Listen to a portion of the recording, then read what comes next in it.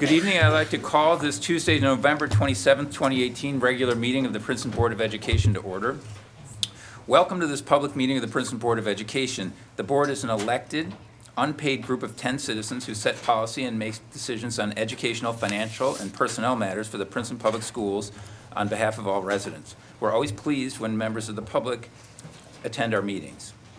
The board and the school district operate under applicable New Jersey laws and under the regulations of the New Jersey State Board of Education.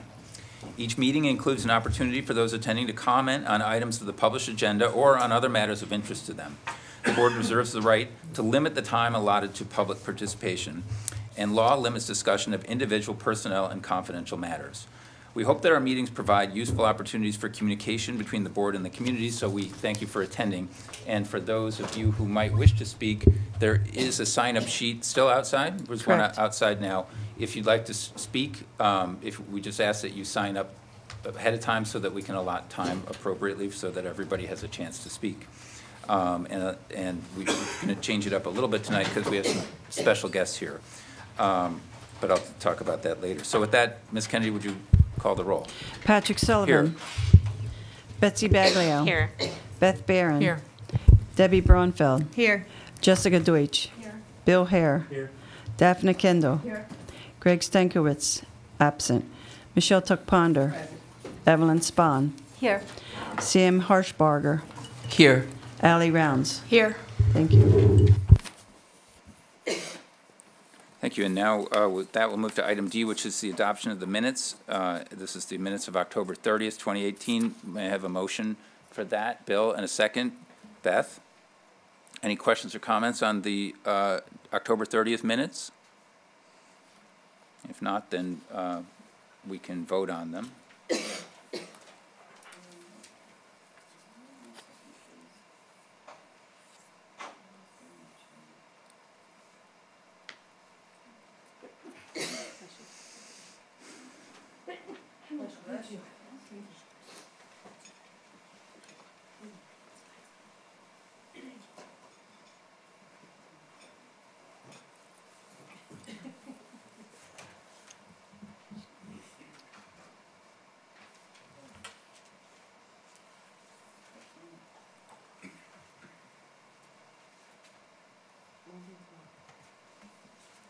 Did mine. Bill's name wasn't showing up. And Beth was second? Yes.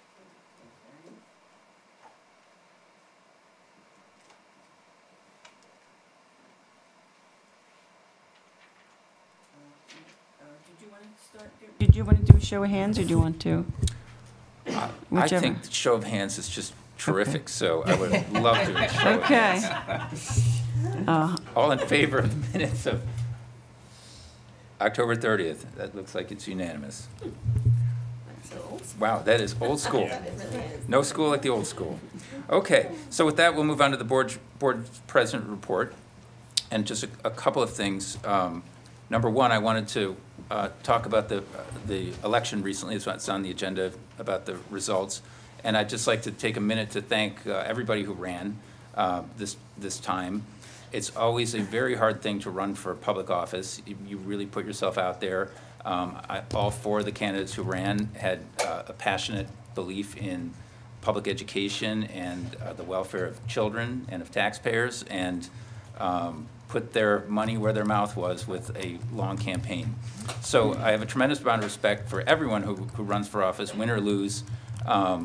It was a close race, and there were only a few hundred votes separating the top vote getters from the rest. And so it's a hard thing to do.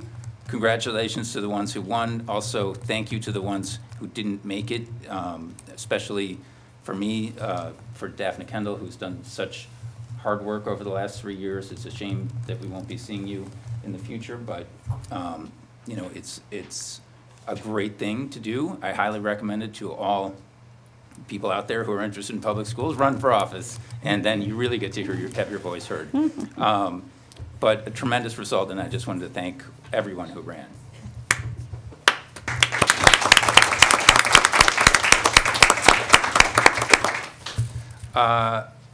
The second thing, before we move to the results, which I guess Ms. Kennedy would do, we thought maybe... It's just listed, it's It's fine. just, okay, Yeah. so it's all done. Yeah. Before we move to item 3, I just wanted to say, as we said, usually public comments are later in the meeting, but we have a couple of kind of special guests tonight. It's not every meeting that we have people from the middle school who come to speak, and given that sometimes our meetings have gone as late as 11:59 p.m., I don't think we've ever gone, maybe once we went past midnight.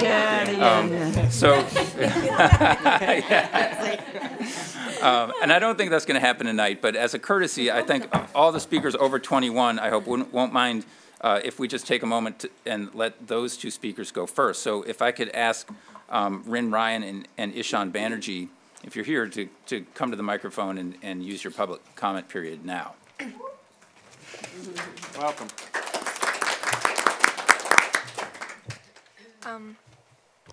Hello, my name is Rin Ryan, and this is Ishan Banerjee, and we are here representing the JWMS Upstanders, a student activist group from the middle school. One of the Upstanders' goal is to provide a safe school environment, and in recent years, as gun violence in schools increase, we feel it's important to address this issue.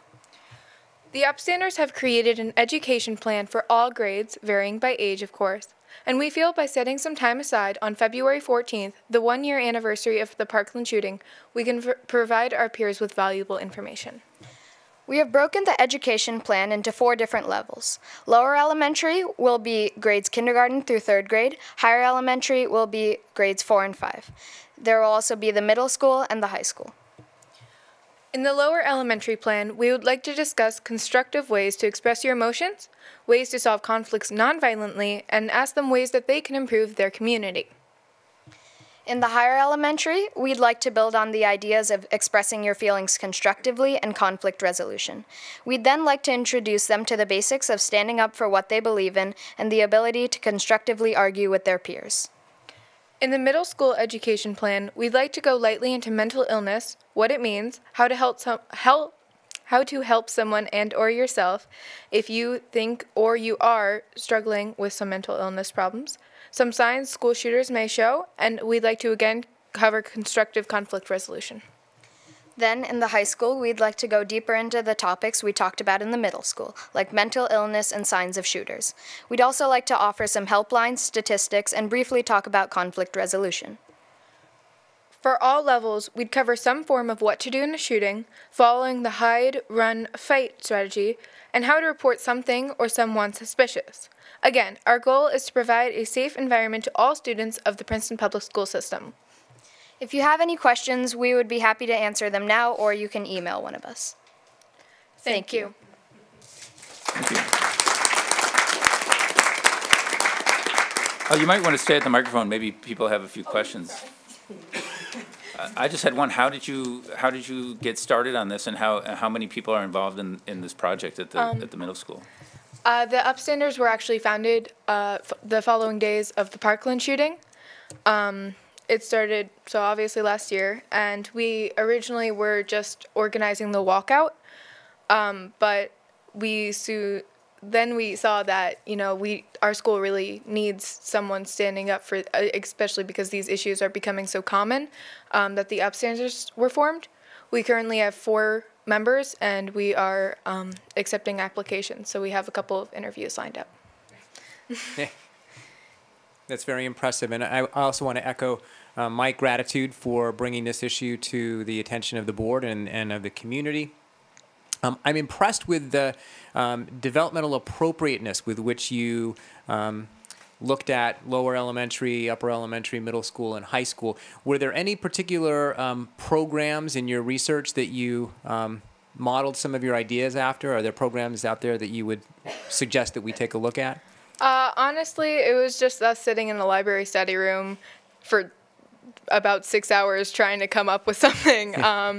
And we eventually did this. We looked at a couple dozen websites, researched pretty much everything we could, and came up with this. We're also looking into taking some speakers from the rally that happened outside the library and getting in touch with them to potentially have them as speakers for our program. Okay. Thank you so much.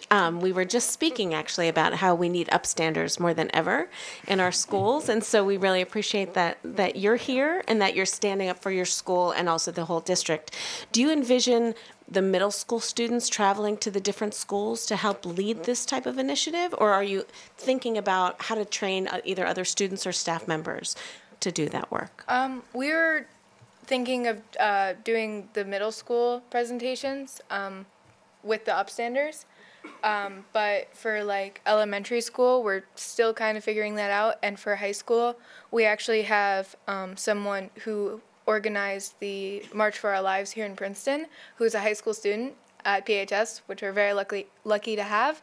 And we are getting in contact with her about her leading the high school movement. I would love to introduce you to Annie Kosek. Ms. Kosek is the Assistant Superintendent for Curriculum. Have you been in touch with them? Yeah.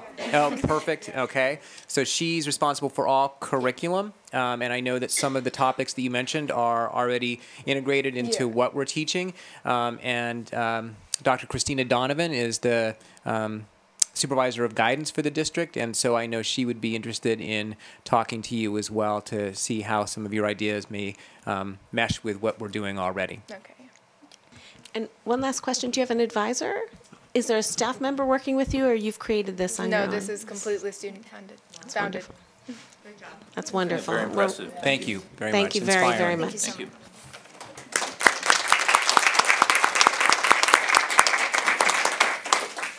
Okay, then I think tonight we have other lots of things to appreciate within our district, and so many great people, great students, great staff. And so, Steve, I'm turning it over to you for number 3, and Terrific. And then on to the superintendent's report. Thank you, Mr. Sullivan. Good evening, everyone. I hope all here and those watching at home had a wonderful Thanksgiving holiday. We certainly have much to be thankful for in the Princeton Public Schools, and in the spirit of that thankfulness, I want to begin my report tonight by really highlighting the professionalism and kindness of so many of our staff during the November 15th snowstorm. That storm was one that took the entire state by surprise. The snow started too late for really any district in New Jersey to call an early dismissal. And the snow fell at a rate much greater than anyone predicted. I think initial projections were for around 2 inches, and in this area we received close to 6. And by the end of the day, travel was treacherous. Our teachers, our administrators, our secretaries, our assistants, our maintenance staff, and grounds crew all stayed late to ensure the safety of our children. They answered phones, they passed out snacks, they comforted students as they waited for rides, and then they braved the hazardous conditions on their own journeys homeward. True heroes of that day were our bus drivers. They remained calm and collected while the snow and the traffic piled up on our roads. They drove with patience and caring, doing everything they possibly could to get our students home safely, no matter how late that was. Many of them did multiple routes that day. Tonight on the agenda is a proclamation of our appreciation for all of our staff who went above and beyond to ensure the safety of our kids on November 15th. I would also like to personally thank and honor Donna Braden, our transportation coordinator, who is here tonight along with members of her staff.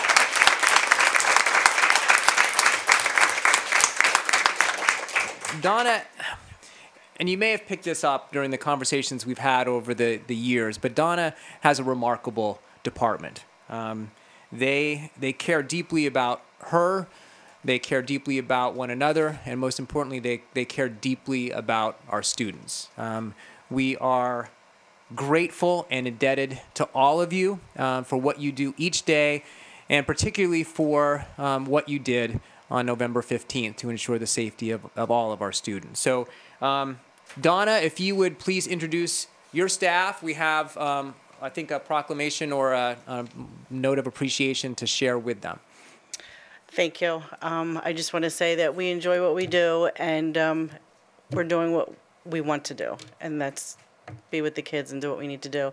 But who I have here with me tonight is Pamela Vandermark, Cindy Clausen. Stand up, yep. Stand up. Stand up, Pammy. Cindy Clausen. Daisy Pando. Carol McLennan. And Shelley Davis.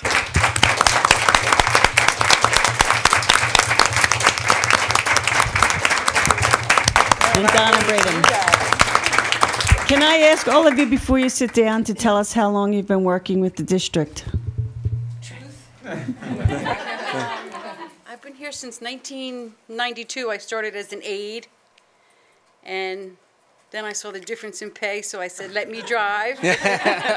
And I've been driving special ed children, and you get attached to them, and they're part of your family. Yes. So it's nice to have them during the day, and then... Yeah. Thank you. Yeah. I'm Cindy. I was right behind her. I started in right after her.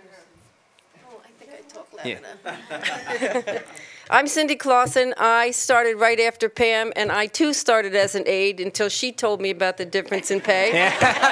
So I ran down to motor vehicles and got my license, and I believe I'm in my 24th year. And I do special ed early intervention, and I love every one of my kids. They do become our family. And 24 years, we still stay in touch with these kids. They're part of our families. But Donna, we couldn't do it without Donna. She's fabulous. She keeps us all together. She really does. Yep. Thank you. Daisy. Daisy, how's your English tonight? Much better than yesterday. My name is Daisy Pando. I started working in July 2000. I'm almost 18, 19 years already. I love working with my kids. I love them. That's all I have to say. I love them.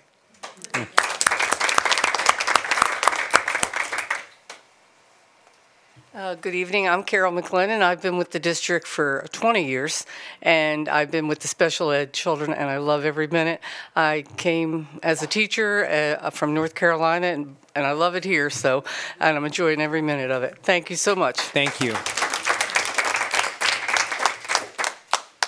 Hello, my name is Shelley Davis, and I'm a newbie. I just started in September, but I love my job. Thank you so much.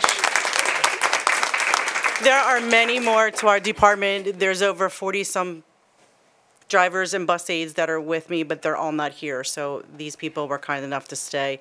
Our day starts very early in the morning. Indeed. So, but thank you for everything, for recognizing everything that they do. Yeah. Wait 1 second. Yes, Michelle? And I just want to say that I put both my children on the buses with you women, especially Pammy, and you really do make them family. You take care of them, and thank you for what you did during the snowstorm, but even bigger thanks for what you do every day. Sometimes you would tell me things about my kids I didn't even know. So these ladies and everybody in the department in transportation do a stellar job. Thank you so much for what you do.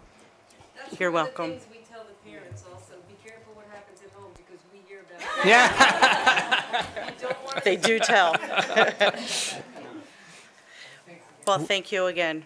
From the whole department. as a goal for the Princeton Public Schools, we talk a lot about knowing every child. It's not just a set of words to these people. This is the personification of knowing every child, and we thank you for that. Thank you.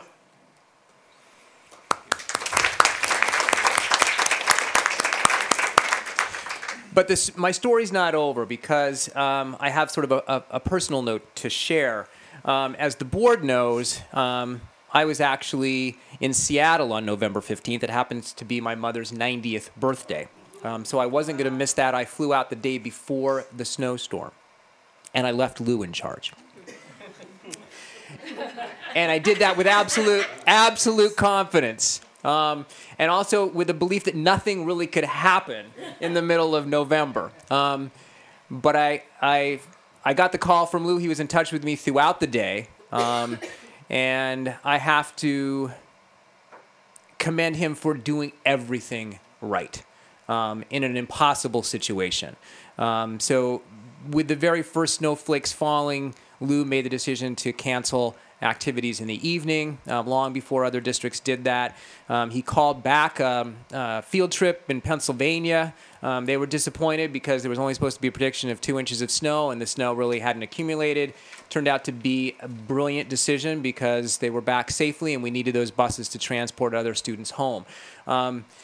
Lou was here until close to 9 o'clock that day with Donna, with Annie, with others, trying to communicate to schools, to families, comforting people, making decisions, being there for our staff. And I just have the greatest respect for what you did, Lou. I knew I left the district in great hands. And I personally want to put you at the top of my list of people to thank for managing that day. So thank you.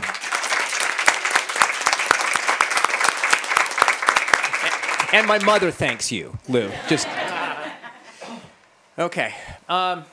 Thank you all very much. You do not have to stay for the rest of my report. I will not be offended if you go and get some sleep before you start your day. We do want you well rested. Yeah. Thank you. We appreciate that. Have a good night. Thank you. Thank you, Donna. Make sure you get this. So this is a token of the board's appreciation as far as a resolution of appreciation for all the members of the transportation department. So I'm going to hand it to you, and you can hand that to Yes, I will make sure tomorrow. Everybody gets one. them. Okay. Yes. Thank you so much. Thank you. Thank All you. right. Have a good night. Bye-bye. I gotta tell you a quick, funny little thing. It's not really that funny, but that day I brought my husband home from the hospital. He had a knee replacement. And it just started to snow as we left the hospital, and it kept getting worse and worse.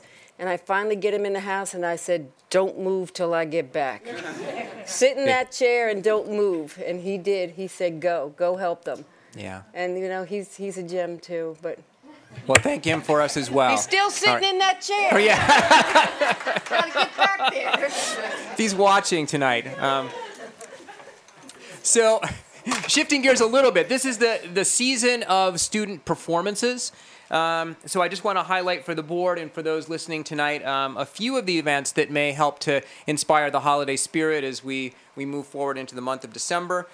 So this Friday and Saturday, November 30th and December 1st at 7:30 at the Princeton High School Auditorium, the PHS Spectacle Theater presents the play Almost Maine by John Cariani. Here is the description of that play, but I was not familiar with it, so some of the rest of you may not have been either. On one deeply cold and magical midwinter night, the citizens of the town Almost, Maine, experienced the life-altering power of the human heart. Relationships end, begin, or change through a series of playful and surreal experiences, propelled by the mystical energy of the Northern Lights and populated with characters who are humorous, plain-spoken, thoughtful, and sincere. Almost Maine is a series of loosely connected tales about love, each with a compelling couple at its center, and each with its own touch of magic. So admission is $10 for adults, $5 for students and seniors. Once again, this Thursday and Friday. The JW Winter Concerts, December 11th, 12th, and 13th at 7:30 p.m. The PHS Studio Band will host its annual Jammin' with Santa on December 15th at 10 o'clock in the PHS cafeteria. This event is a fundraiser for Trenton Music Makers, which for the past 20 years, I think, has provided Trenton-based opportunities for young people to learn and to play music together. And they really believe that their work supports school readiness and builds leadership and reinforces family connections for students while building confidence, awareness, and artistry. The PHS Winter Concert at the Princeton University Chapel is Thursday, December 20th at 7:30 p.m. This is a remarkable event for those of you who have attended. It brings together our orchestra and our various choirs for really an awe-inspiring evening that culminates with students and alumni joining together for singing of the Alleluia Chorus. If you haven't attended, I encourage you to go. It's really a remarkable evening. On a different note, and moving away from student performances, I want to mention that yesterday I was able to arrange an opportunity to meet with the Commissioner of Education to talk about school funding as impacted by our relationship with the Princeton Charter School. That meeting was yesterday afternoon in Trenton, and I had Pat and Daphne with me there. And in the spirit of collaboration, we also invited Larry Patton, the head of the Princeton Charter School, and Mary Ellen McQuaid, who's the new head of the trustees there. And it was really it was a great opportunity to sit at the table together and talk to the commissioner. Overall, I think the meeting was a very positive beginning to what needs to be an ongoing conversation. The commissioner was clear with us that school funding is a legislative issue, but I think we were able to make clear the difficulty that we face as a district with rising enrollment, a 2% cap, and with much of our tax levy increase going now to the recent expansion for the charter school. The commissioner has a vision for bringing charter schools and districts together for more conversations about collaboration and opportunities for cost savings, and we look forward to being a part of that. Also present at our meeting was Kevin Deemer, who is the CFO for the Department of Education.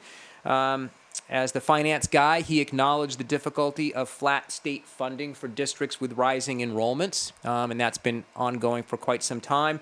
And he felt confident that the state would continue to work towards fulfilling its legislative commitment to fund districts based on their enrollment trends. We benefited from an increase in state aid last year, and hopefully we will again. I would say that the greatest benefit of the meeting went beyond the conversation with the commissioner. It was really just the generation of trust with the Princeton Charter School. It was wonderful to be, as I said, at the table together, talking honestly about issues and attempting to solve them jointly, and talking as well about the additional opportunities that we have for continued collaboration, whether through professional development or shared services. Believe we're entering a new phase in our relationship with the Princeton Charter School, and I look forward to all of us thinking creatively about the most economically sustainable ways to meet the educational needs of the children that belong to all of us. So finally, we have a referendum on Tuesday, December 11th. So please vote. I also want to invite people to a Q&A session with our architect, Scott Downey. Will be in this room at the Valley Road building, the board conference room, on Monday, December 3rd from 7 to 8:30. Our goal really is to provide the public with as much information as possible to make the very best decision they can about the needs of our district and the referendum that we've proposed. And so the question and answer with the architect will be an opportunity just to drill down and get some of the details answered about the particular projects and the construction timeline and implementation, those kinds of things. So that will take place in this room on Monday night. And I hope to be joined by some board members, and Scott and I will be there.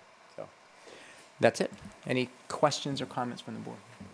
I just wanted to echo what the meeting with the commissioner and how beneficial I think it was. And what struck me, he said, they're all your kids, which is something that you've said all along. So I think as long as we focus on that, we're moving in the right direction. Thanks, Steve.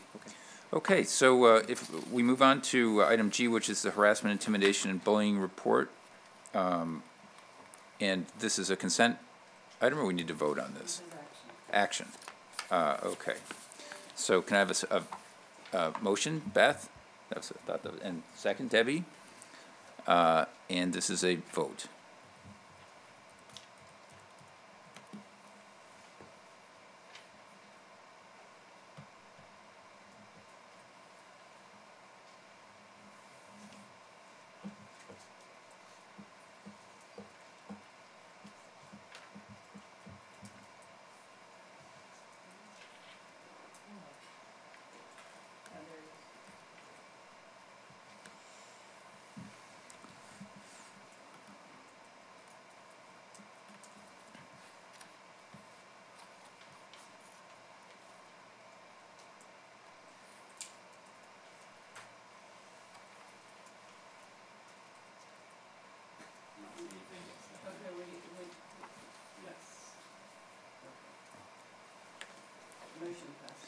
Okay, thank you.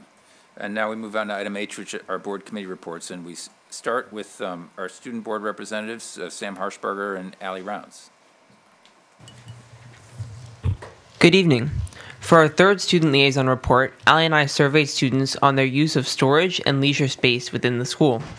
We asked students how often they used their locker on a daily basis, as well as where they typically spent their morning and lunch break periods. A total of 160 students were surveyed, with an even distribution of responses coming from freshmen, sophomores, juniors, and seniors. They responded through a voluntary online Google survey posted in grade-specific Facebook groups. Of the students surveyed, 46.5% do not use their locker on a daily basis. Around a quarter of respondents use their locker once or twice per day, and another quarter used it 3 or more times per day. Among those who do not use their locker on a daily basis, around 60% said that they did not use their locker as a result of its inconvenient location or for lack of adequate time. Interestingly, around 20% of those who didn't use their locker on a daily basis said that they would not use it regardless. A number of respondents who do not use their lockers daily said their lockers were non-functional or that they use them solely as musical instrument storage. This suggests that students may not be well connected to the facility staff who could fix their lockers. We also asked students where they spend their break periods. For lunch break, 70% said that they spent their time in the hallways. The Learning Commons was the second most popular space at 10% of students, and was followed by classrooms at 9% of students. Only 4% of respondents spent their lunch break in the cafeteria. This figure obviously does not capture the substantial population of students who purchase food at the cafeteria and spend their time elsewhere during lunch break, though it does suggest a lack of either capacity or attractiveness as a place to spend one's break period. As for the morning break, 60% of students said they spend the 8-minute period waiting for their third period class. An additional 30% of students stayed in the hallways for this time. The remaining 10% reported that they go to the cafeteria, the Learning Commons, or other locations in the school during this time interval. Overall, 56% of students reported that they perceived their break period spaces as overcrowded. For next month, we are looking to survey students on their overall homework burden, comparing it to homework in past years. Additionally, we hope to meet with board members-elect Daniel Dart and Brian McDonald as they join the board. Thank you.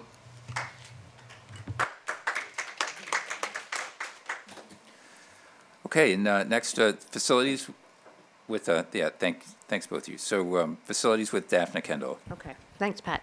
So facilities met today. We discussed the energy audit that we did with the state. We will meet and report back in December on those findings. On tonight's agenda is a shared services resolution with the town. As discussed at the last meeting, we've agreed to explore areas where we can save money. RFP responses are due on December 11th. Stephanie Kennedy and Mark DeShiel, the town administrator, will interview the firms. A decision hopefully will be likely in January, and the cost will be evenly split between the town and the school district. We next discussed advisory committees and the mission and the makeup of committees for the referendum, and the committee decided to push this back till our December meeting. The facilities meeting had a traveling meeting today, and we went to Johnson Park, where the PTO is considering building an amphitheater, and they showed us the layout and some of the plans. And finally, we discussed at the meeting an additional forum to answer questions prior to the referendum. As Steve indicated, this question and answer session with the architect has been set for Monday, December 3rd at 7 o'clock here in this room. Thank you. Thanks, Daphne. And moving on then, the finance with Chair Bill Hare. So the Finance Committee met today in open session at 10:30 at Valley Road. We were very pleased to have members of the public present. Beth, Debbie, and I were there. Greg is off at a conference on community schools, I believe, up in Boston, so he wasn't able to attend. But we had a very lively discussion with members of the community. So when these sessions are open, people should feel free to attend. They really are interesting. So why are people laughing when I say that? So after reviewing the financial reports, including bills, payments, and payroll, we reviewed the financial section of the board agenda. This included a discussion of what Daphne was mentioning, a resolution to begin an examination of shared services with the Princeton town government. Hopefully this can result in cost savings for everyone in Princeton. We next discussed the refunding of our 2001 bonds, I believe it is, that will reduce our total payments for these bonds, which will be paid off between now and 2022. The savings as a result of this refunding effort turned out to be approximately $525,000 over this period. So Stephanie ran this, and I think she got better results than we anticipated by 25,000 or so. So congratulations on that. And this bodes well if the referendum passes for the next set of bonds that we would be getting. We concluded with a discussion of our ongoing cost savings efforts that cover a wide variety of topics. We talked about that before here, and we'll be talking about it again in the future. Our next meeting will be December 18th at 10:30 a.m. in the Valley Road building. I don't know if anybody else in the Finance Committee has anything to add, but thank you. Thanks, Bill. And then next is Personnel with Chair Debbie Braunfeld. The Personnel Committee met on Monday, November 19th. Student Services is continuing to schedule residency appointments with charter school families. They're doing it this week through winter break. Again, this is being done in order to verify where students at we've already done it for Princeton Public Schools, but where Princeton Charter School students domicile. The committee reviewed the faculty attendance rate for the 2017-2018 school year. Days present does not include family illness days, PD days, or extended medical leave, which would be mostly maternity leave. The overall attendance was 97.7%. For the high school, it was 97.8%, JW was 97.2%, CP was 97.9%, JP was 97.7%, Littlebrook was 97.8%, and Riverside was 97.7%. The committee reviewed the annual performance rating evaluations for the 2017-2018 school year. Out of 421 staff members, 318 were highly effective, 101 were effective, 2 were partially effective, and 0 had ineffective. As of November 1st, 2018, there were 763 total employees at PPS. 410 are teachers in the PREA union, 247 are in PRESA union, 21 are supervisors and principals, and 55 are unaffiliated, and 30 are bus drivers. November 2017, we had 747 employees, and November 2016, we had 712 employees. The committee reviewed the revised administrator evaluation forms, which are on the agenda to be approved. The committee reviewed the administrator's alternative professional project, which is APP forms that will be used by tenured administrators to engage in research-oriented projects. We are the first in the nation, thanks to Lou, to allow the administrators to engage in research as part of their overall evaluations. These are also on the agenda to be approved. Due to the snowstorm, the sub-nurse job fair was postponed. It will be rescheduled for January. The committee discussed and approved the 2018-2019 school year for the 6 drama EPES positions at PHS. However, the committee also recommended that student achievement review these in detail with the drama department for the 2019-2020 school year. At our last SAC meeting, this was already put on the agenda for starting in January. The sick leave bank was able to approve an employee request. This is also on the agenda to be approved by the board. Our next meeting is Friday, December 14th at 9 a.m. Thank you. Thanks, Debbie. And I believe Beth Barrett is going to be giving the policy committee report. I'll be brief. We had a meeting on November 16th. The policy committee continues to meet on pretty much a bi-weekly basis as we go through our entire policy manual. And we are continuing to work our way through, which means literally 40 to 50 policies every 2 weeks we're trying to read. And basically bring in best practices from the State School Board Association and consolidate a number of policies that we sometimes have 3 or 4 that cover one thing and they're being put into one. So hopefully in the end, we'll end up with more like 300 policies as opposed to 200 policies instead of 300. So we're working on that. We continue to plot away, and we have another meeting on the 7th. And I'll just speak today what's on the agenda. We've got additional 3,000 series policies on administration. We are holding one back, which won't come for a second read, which is 3250, because, thank you, Debbie, discovered that there's some language in there that we may have worked on in more detail last year in policy involving student field trips and making sure that all students are able to participate regardless of financial need. So we're going to have a look and make sure we're not losing that special language that we worked on last year. And we are also putting for first read some of the 4,000 series policies, which are on personnel. And we thank Lou for spending a couple hours with us at our last meeting, going through those line by line to make sure that we're compliant with the latest laws and regulations. And Stephanie, of course, has gone through every one of these policies with us, so we thank you for that. So our next meeting, again, is the 7th, and I believe it's open to the public at 10:30. Okay, thanks, Beth. Next, student achievement with Chair Betsy Baglio. Good evening. I'll also be brief. We met in closed session yesterday, Monday, November 26th, 2018 at 9 a.m. Survey data and the academic year calendar were discussed. We were hoping to have a read of the academic year calendar for 1920 for the board this evening. We are holding that off until December. So the plan is that we will have a first read for the December 18th 2018 board meeting. And to the board and to the public, it is our intent to have this calendar out much sooner than the January prior to the start of the school year, and we're working toward that for the future years. The public's encouraged to attend our next student achievement meeting, which will be Friday, December 14th, here in this room at 11:30 a.m. We are not meeting this Friday as originally announced. Thank you. Thanks, Betsy. And next, the Equity Committee, so back to you. Back to me. Do you want to do that? Let's do that. Okay. The Equity Committee met Monday, November 12th at noon. We first met in closed session for a brainstorming meeting regarding the development of an external equity fund with grant fund with nonprofit partners, and we then opened the meeting to the public at 1:30 p.m.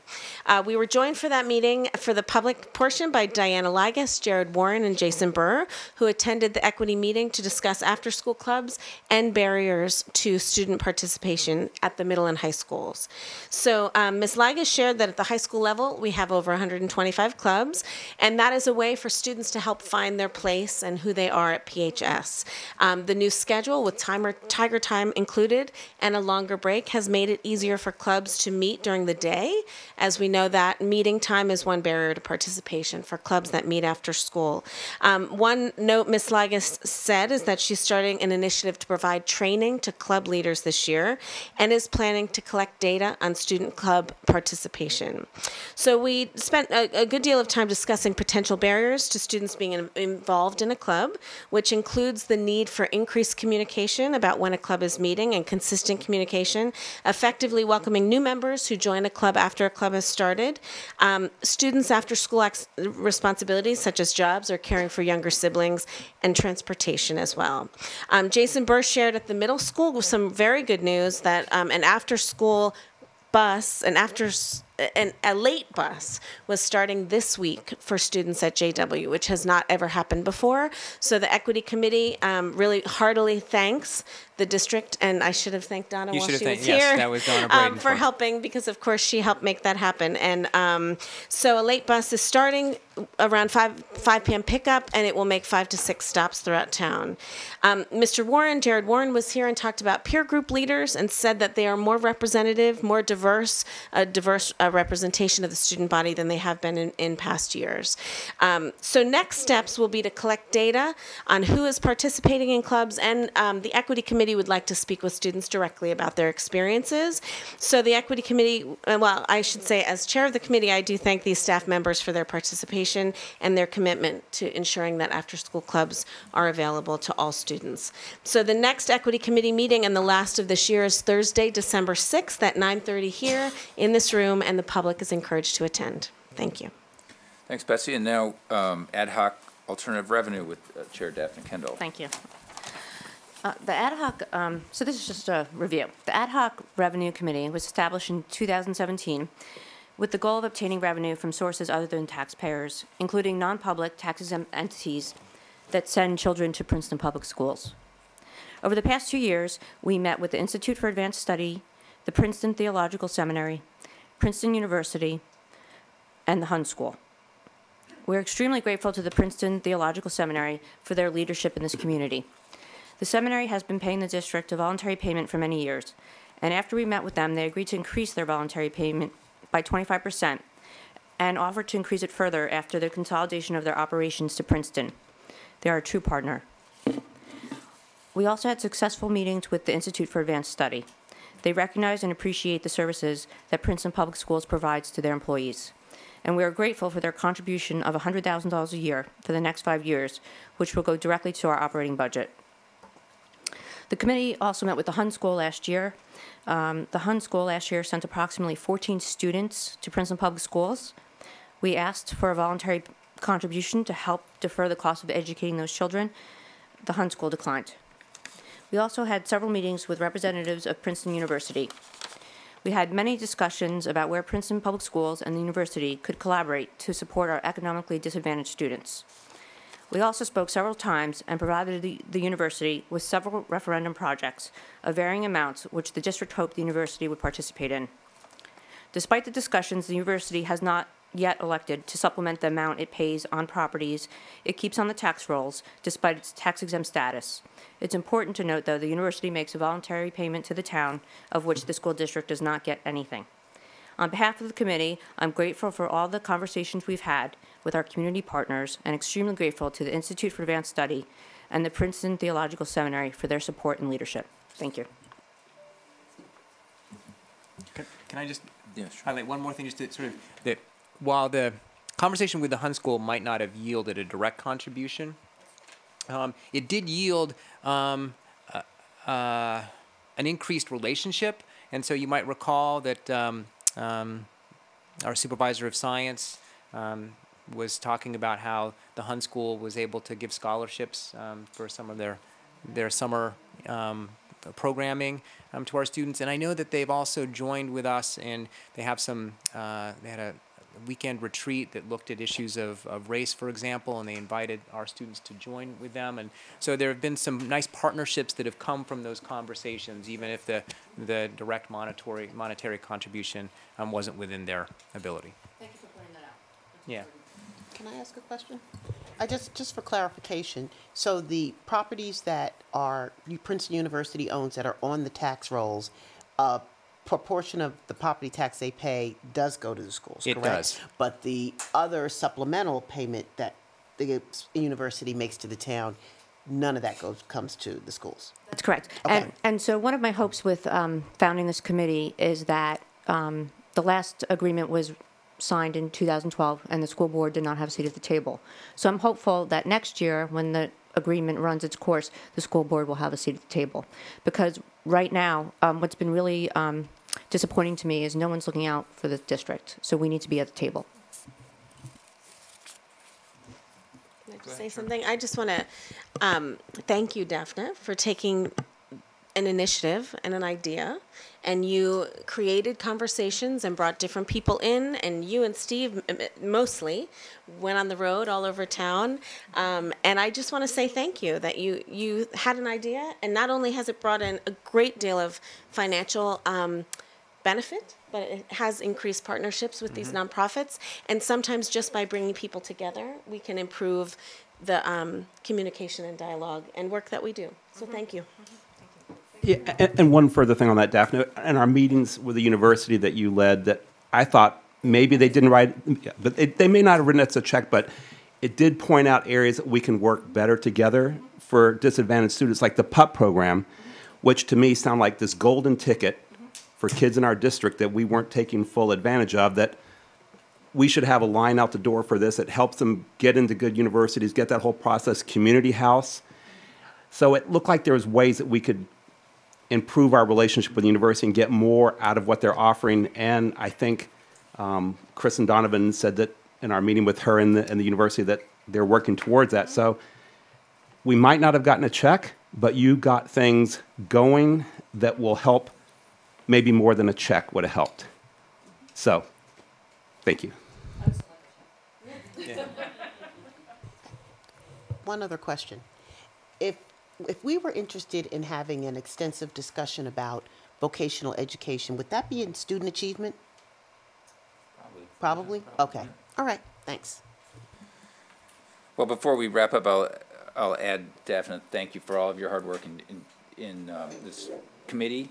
I think I pointed out that when people run for school board, almost all of them say they're going to do something to get money from somebody who isn't a taxpayer, and nobody's done it except for you. So, and you know, not in a small way, but millions of dollars. So we appreciate all your work on that. It's a very good cause, right? So. It is. It's a great cause. We wouldn't be here if it wasn't a great cause, right?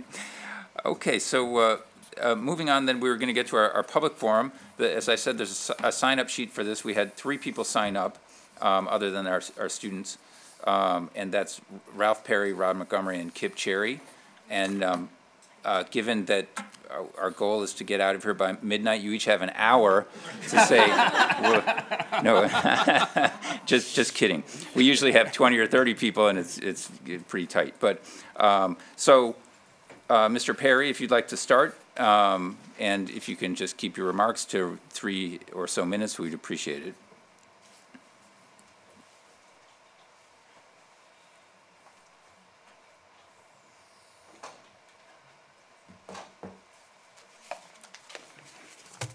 Hi there.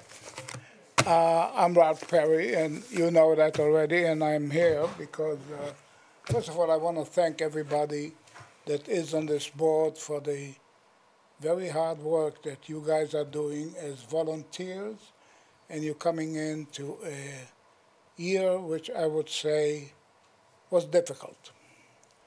It was difficult to all, and I hope it's going to get better next year.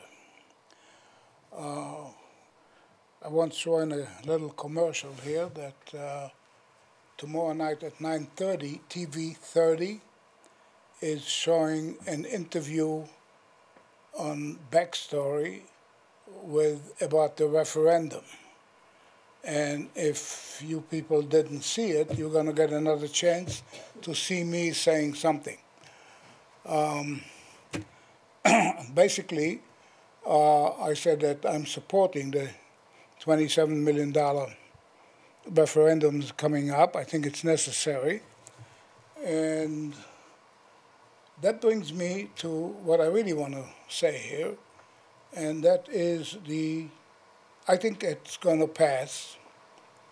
There's good reasons to do that, and there is a better atmosphere out there. I'm concerned about the $27 million bond that is going to be issued on that. We have had bonds in the last year coming up without issuing them, but all kind of numbers coming up, and they were, I would say, a little convoluted.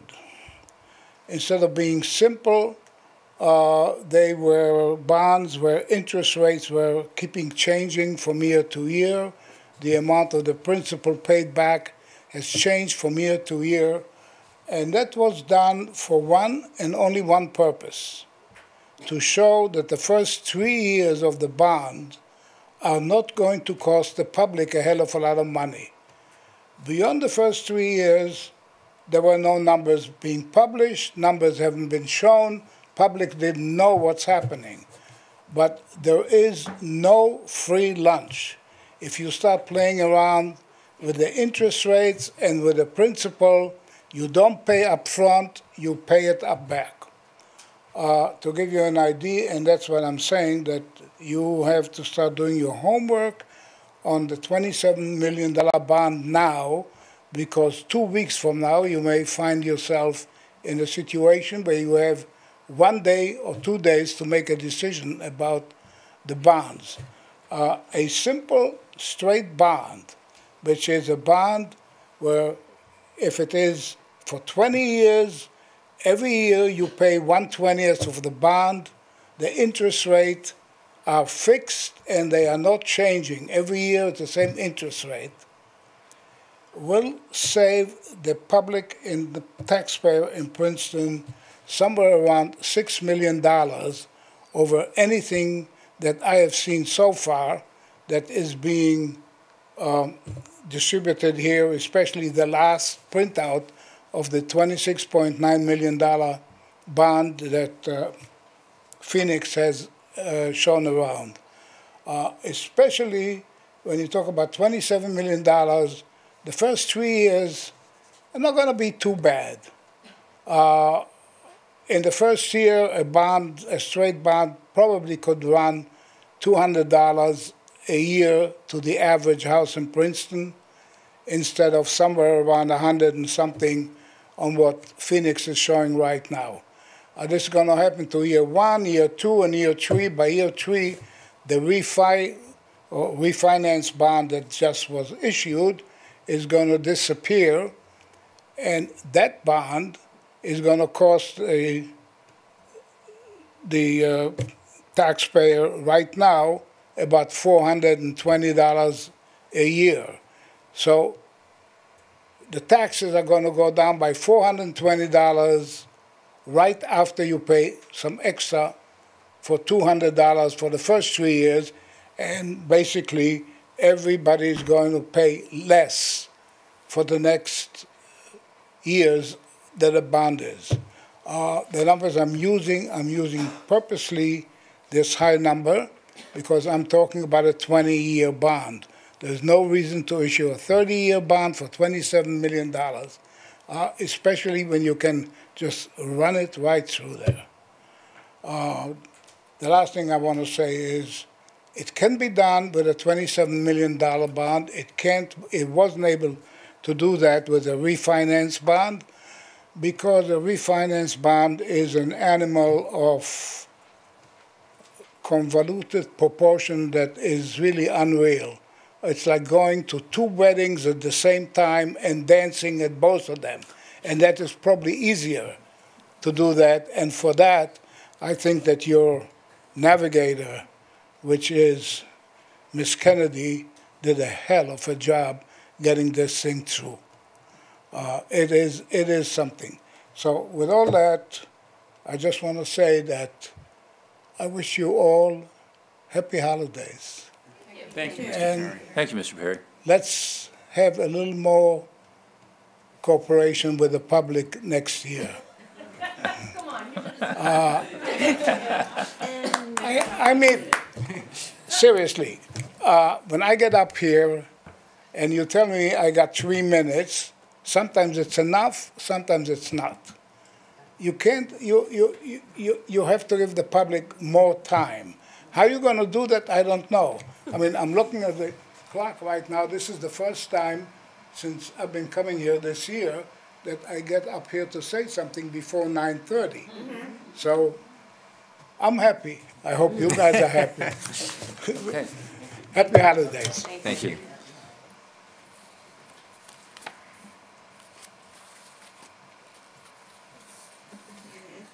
Rod Montgomery from William Patterson Court, curmudgeon taxpayer. I rehearsed it as this at 3 minutes. I may go a few seconds over. In 2016, Superintendent Cochran, in his superintendent's blog, invited attention to the Turning the Tide report from a disarmament conference associated with the college admissions arms race. In 1932, the Spanish ambassador to the Geneva Disarmament Conference told this fable in response to the new Soviet foreign minister Maxim Litvinov grandly proposing total and general disarmament. When the animals had gathered, the lion looked at the eagle and said gravely, "We must abolish talons." The elephant looked at the tiger and said, "We must abolish claws and jaws." Thus, each animal in turn proposed the abolition of the weapons he did not have, until at last the bear rose up and said in tones of sweet reasonableness, "Comrades, let us abolish everything, everything but the great universal embrace." Second point has to do with reform. Beginning in 1568, when Nobunaga marched on Kyoto, culminating in 1600, the Battle of Sekigahara, and concluding in 1603 with the inauguration of the Tokugawa Bakufu, three great men guided the reform of Japanese government and society, brought the Warring States period to an end, established a relatively peaceful government that endured until the Meiji Restoration in 1868. Each man had a particular role. The Japanese concisely summarized the accomplishments of each as follows. Oda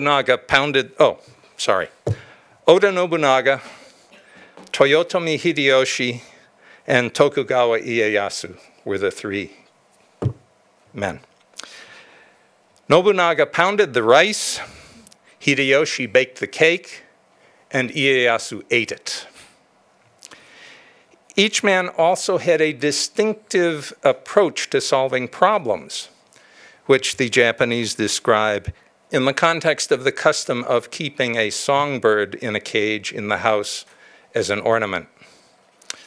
What if the bird will not sing? Nobunaga says, kill it. Hideyoshi says, make it want to sing. Ieyasu says, wait. What was the punitive provision of No Child Left Behind but the approach of Nobunaga? If the school will not sing out the required numbers, kill it.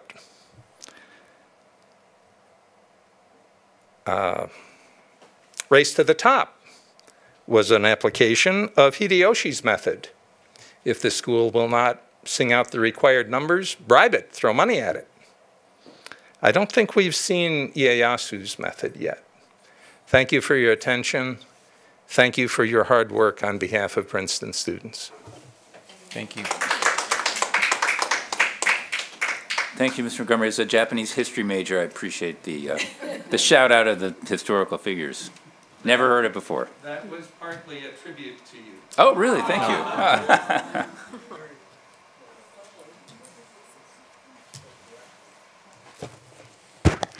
Good evening. I'm Kip Cherry, 24 Dempsey. I'd like to mention a couple things. First of all, I appreciate very much Daphne calling out the advisory committees. She didn't mention the stakeholder group, but I think we should have both advisory committees and stakeholder group, a stakeholder group. And the advisory committee should have some expertise that will help us in determining how to move forward with actually spending the referendum.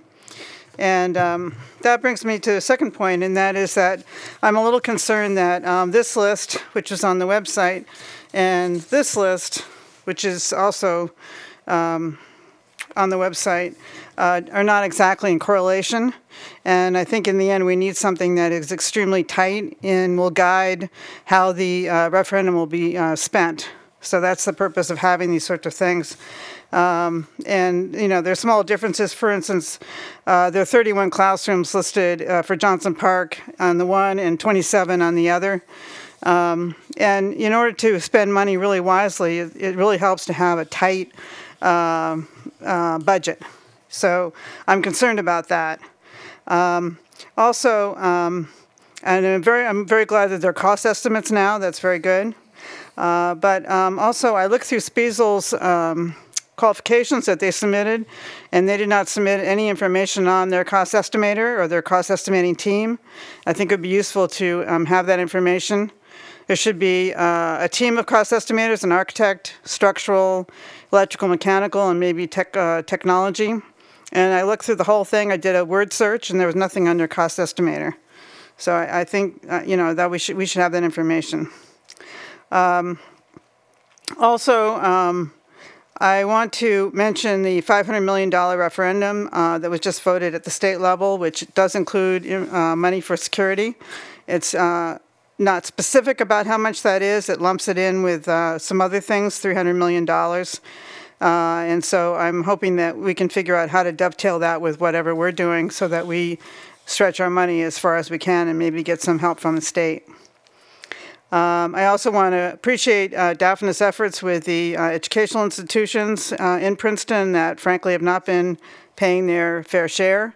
And I think we need to continue to work on that. And I'm quite aware of that. As you know, I've had major, not negotiations, but in any event, the battlefield and the Institute came to an agreement, and we became very aware of all these different issues during that process of trying to save part of the battlefield from being developed. And finally, I want to mention that actually I was late because I was in the parking lot having a conference call on a bill in the legislature which will provide a pilot program for electric school buses. And we're very hopeful that this will begin to do something about the emissions of greenhouse gases and do something positive. And so we're trying to push it, the Sierra Club, we're trying to push it through the legislature, and Assemblywoman Pinkin had come up with a number of questions for us, and so we were in the process of figuring out who's going to answer the various questions. So we're hoping the legislature will move fast on this thing, because we think it's really important to move away from fossil fuels on our buses, school buses, and not only for greenhouse purposes, but also the kids are breathing in all this pollution as they get in and out of their buses, and it actually permeates the cab of the bus, and it's also more expensive. So for a whole bunch of reasons, we think this is the way to go. And so there'll be 3 school districts that will have access to this. It'll all be paid for by the bill through the BPU. And so there'll be 1 in the north, 1 in the central, and 1 in the south. And so, you know, each school district will have to apply. But I'm really hopeful that we would be in a good position on this, and to show the rest of the state how to do it right. So thank you very much, and I'm certainly looking forward to the referendum moving forward, and I'm looking forward to seeing it being well spent, and solving some of our problems. And I'm hoping too that we can continue to look for innovations that don't cost a lot of money, that actually are things that can be done, such as the example today of the amphitheater, where the PTO is going to roll up their sleeves and try to do something. I think they've taken on a bigger project than they realize. But anyway, it's good to see parents trying to contribute and do things in a very cost-effective way. So thank you. Thanks, Kip. Okay, and now we'll move on to item J, which is policies. This is a consent item, and so does anyone have any questions or comments? We need a motion for policies. So motion, Beth, second, Michelle. Any questions or comments on the policies that Beth referred to in her report? So I have a question about 3280, and I guess I have a concern with the wording. The board will make every effort to honor the intent of the donor in its use of the gift, but reserves the right to use any gift it accepts in the best interest of the educational program of the district. I'm concerned that this will concern any donors who want to make a gift to the school. I think we need to honor, not make every effort, we must honor their intent. I mean, I think I've seen, just in my experience in policies like this, generally you need to give yourself some flexibility, because if it becomes impossible to honor the original intent of the donor, you have to have flexibility. Okay, I just think if I was looking to donate money and I read this policy, Right. It would dissuade me. Mm-hmm. Could we, for example, if a donor says spend it on X group and that group no longer exists within the district, just a club or a student group, perhaps language is included. I don't know. I understand the concern. That's what the policy is for. So let's say they donate it for something, and then we don't spend the money, and that group Correct, but disappears, that's not the language of the policy, though. It doesn't say if the intent is no longer viable, or some language like that. This means reserves the right to use any gift in the best interest of the educational program, not whether or not a program still exists. So, like, for example, we've been asking for contributions for equity. And right now we have an equity committee. We have a line item on the budget for that. 10 years from now, that might go away. We might have a grant for equity. And the intent of the donor was to help underserved children. So that's my concern. Well, I guess there's a concept in trust law when there's no longer, when the trust's purpose can no longer be satisfied, then the trustee at the time has the ability to modify the trust to do the best it can to, and that's how I think the Gardner Museum, or one of those museums in Boston, moved from its, original location when it was no longer able to be in the building that, the Barnard, yeah, it's the Barnard. But at any rate, maybe you can tighten that language a little bit up to be so when the purpose can no longer be. Yeah, I don't think we can go back and we can pull that one back. Okay, great. Yeah, so basically you just want stronger language, basically saying when you cannot execute pursuant to the I wouldn't want donor's anyone, intent. I wouldn't want anyone to want to give us a gift and then read this policy and say, we reserve the right not to use it how it's donated.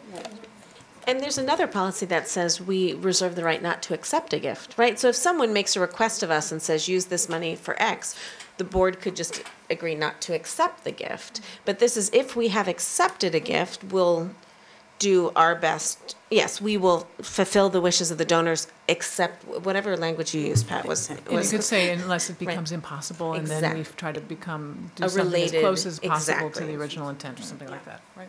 Yeah. Okay. I think we should table that one. Table 3280? Yeah. Okay.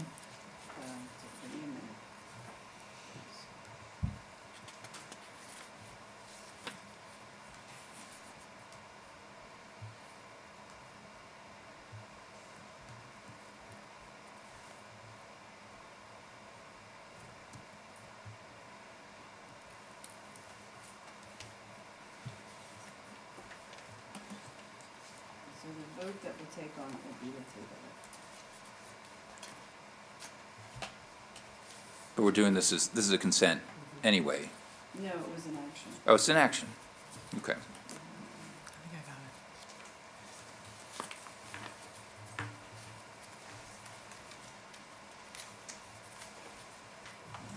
just have to refresh it just.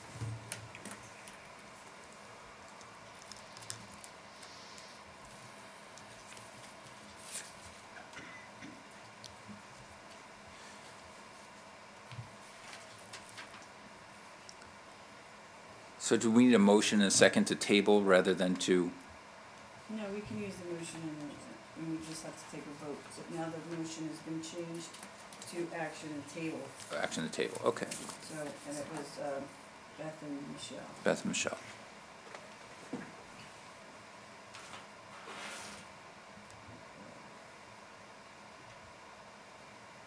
How do you want to do it? Do you want to do show of hands? Do you want to open? I love show of hands. Yeah, I love show of hands. Because It's it's Then fast. ask for show of hands. We have a show of hands for to table J3. Oh, All in just favor? doing Just 3280. Just 32. Just 3280, which is J3. But- It's Oh, okay, J3. Yeah. And that was unanimous. Okay. J1 and 2 are, well, they're no action items. J1 is no, J2 is consent, J3 we just did. Okay. So now we move on to item K, which is personnel. And can I have a motion for, and this is K1, 2, and 3 are all action. Do we need to do them separately? So let's have K, for K1, Debbie, and a second. Somebody, Jess? This is a roll call vote. Roll call vote. Yes, roll call vote. Patrick Sullivan? Yes. Betsy Baglio? Yes. Beth Barron? Yes. Debbie Bromfeld? Yes. Jessica Deutsch? Bill Hare? Yes. Daphne Kendall? Yes. Evelyn Spahn? Yes. And Michelle Tuck Ponder? Yes. Motion passes. Okay. And next, K2. Need a motion and a second. Motion Debbie and a second Michelle. Any questions on, these are on evaluation forms, any questions or comments on these? I'm sorry, Debbie and Michelle? Debbie and Michelle.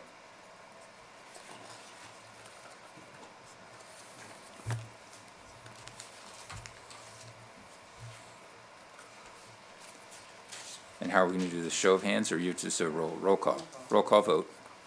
Patrick Sullivan? Yes. Patrick Sullivan. Yes. Betsy Baglio. Yes. Beth Barron. Yes. Debbie Brumfeld. Yes. Jessica Deutsch. Yes. Bill Hare. Yes. Daphne Kendall. Yes. Evelyn Spahn. Yes. Michelle Tuck Ponder. Yes. Okay, motion passes. All right. And can I just say one thing? Just to highlight what Debbie said, this is the first in the nation, the first school district ever to create an alternative portfolio project for administrators. That's pretty unbelievable. And it's the teachers who've taken part, we heard from some of them last year, and I'd love to hear from some administrators and the work that they do through this project. So I commend Lou and the district for getting that done. And I just wanted to add, we hear a lot as board members on how overpaid our administrators are and how many we have. And I was reading an article yesterday that said next to teachers, the quality of the administrators has the most impact on how kids learn. And so I think you are worth every penny. And I think it may actually be worth noting on the new evaluation form that Lou and his committee developed. Some of the domains that our administrators are focused on. There are a number of them. Mission, vision, and core values. Domain 2, curriculum, instruction, and assessment. Domain 3 has to do with the professional capacity of the school, so our focus on building the professional abilities of our teachers. Domain 4, equity and cultural responsiveness, was not part of our set of domains in the previous evaluation rubric. Domain 5, a community of care and support for students, very consistent with our strategic plan. And then Domain 7, operations and management, just making sure that the buses run on time and the building is safe and the schedule works, all those important aspects. So for me, as one who supervises principals, this set of domains and the criteria that go with them help me a lot more than what we had previously. So I'm grateful to Lou and the administrators who came together to develop this. Okay. And just to go back, so the article was in Education Week, and it is administrators can make or break school culture. Here's how to spot the best ones. So if anyone wants to read that. Great, thank you. Okay, so now we're on to item L, which is all consent. Is all consent. So can I just have a no motion? Any questions? Just any questions. Do you want to mention what they are? Can I ask you a quick question on it? Under Title II, Part A, want to make sure it's 92,000, not dollar, not just. Where are you? Under L1 and L2, there's $2 signs. Yeah, and I just want to make sure one of them wasn't supposed to be a 1 or something like that. Oh. And it's in L1 and L2. The fourth sentence down to the right. Danny, is there any way that you would know that, whether sorry, I'm putting you on the spot. Title II, Part A, it appears to be 92,986. So on L1, under the paragraph of recommended action, if you look on the fifth line of that, $2 signs. there's $2 signs. $2 signs. So the question is, was it an extra dollar sign, or was? It's Title II. Okay. It won't be more than 92. Okay. Yeah. Do you agree with that, Annie? Yes, correct. Title II. So both L1 and L2 have that. Okay. Okay. Yep. We'll fix that. Okay. Any other questions or comments on L items? Yes. So the student day trip, this is what I just conferred with Annie quickly about. This is not a trip we have seen yet in student achievement. I think it's because our dates were switched. So I just wanted to look at that now, given that the dates are before we have our next board meeting. So these are, it's 2 days, correct? But it looks like a day trip. So it looks like the JW students are coming back and forth. Okay.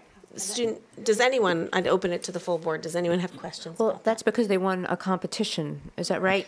So that's why it's new. That's great. That's wonderful. It is. It's wonderful. Yeah. It's wonderful. So congrats to those students and good luck. Right. Okay. Then moving on to M. These are also consent items, but if there are any questions on any item M, agenda item M items?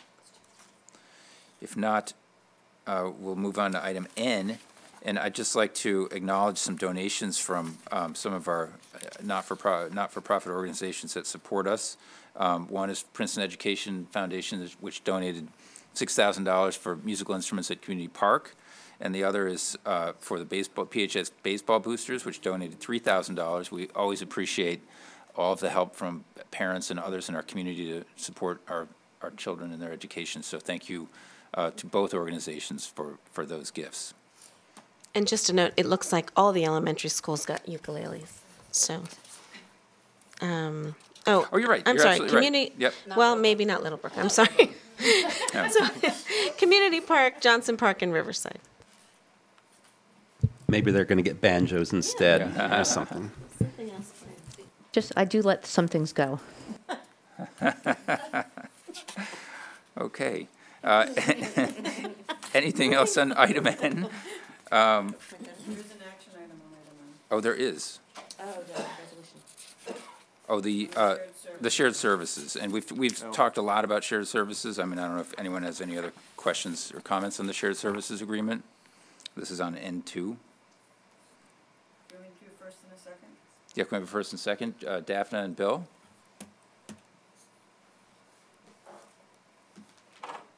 Any questions or comments on shared services? As I said, we've talked about it in other forums here. Maybe just to say for anyone who doesn't know, this is an effort undertaken by both the town and the school district to find ways to save money by sharing things like snow plowing and other services that we buy, and to get economies of scale that we can then share the savings in.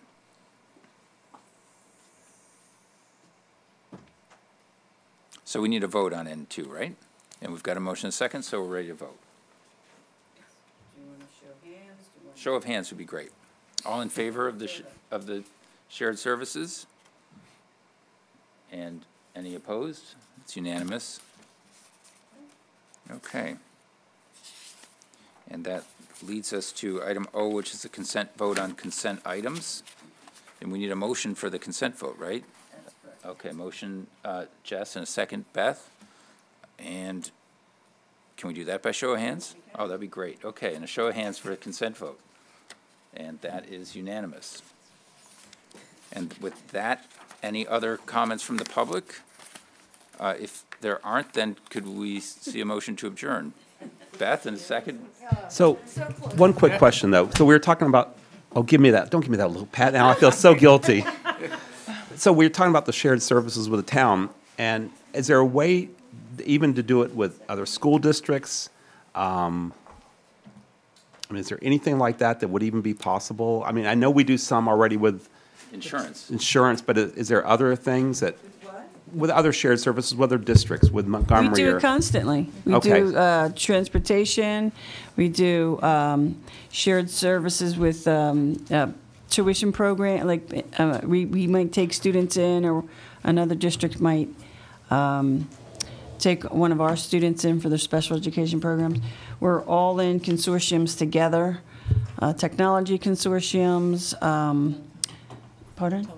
Telecom. I mean, we have a lot going on in between school districts. Mm-hmm. Thank you, Stephanie. And one thing that came up yesterday with the meeting with the commissioner, the charter school would like to share services with us, but they recognize it places a burden on us as well. So there's a fine line there, but I think that's definitely something that you should look into next year.